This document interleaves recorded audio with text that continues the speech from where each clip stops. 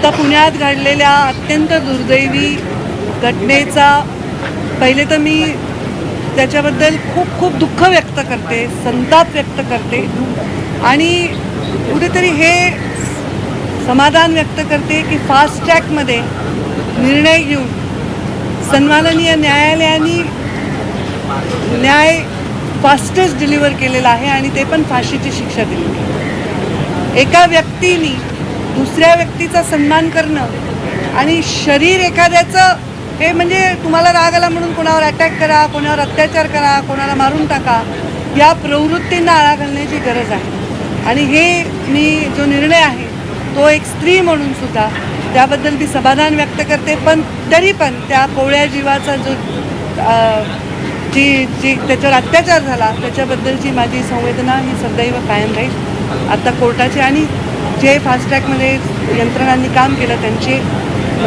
संबंधित गृहमंत्रालयाचे सुद्धा मी त्या मनाने आभार व्यक्त करतो. जसं म्हणालात की त्याच पद्धतीनं फास्टेस्ट निकाल आलेला आहे. आत्तापर्यंतच्या ज्या बलात्काराच्या घटना होत्या त्यामध्ये ज्या काही सुनावण्या झाल्या अवघ्या 60 दिवसांच्या आतमध्ये हा निकाल लागलेला आहे. कोर्टानं असं देखील म्हटलंय की खरं तर आरोपीचं कृत्य पाहता तो याहून अधिक मोठ्या शिक्षेसाठी पात्र होता, परंतु आपल्याकडे फाशी हे एकच प्रावधान आहे.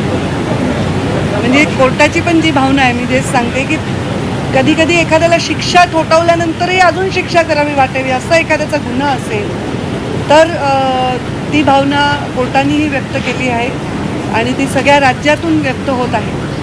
असं फास्ट ट्रॅक निकाल लागले तर ह्या नराधमांना आळा बसेल आणि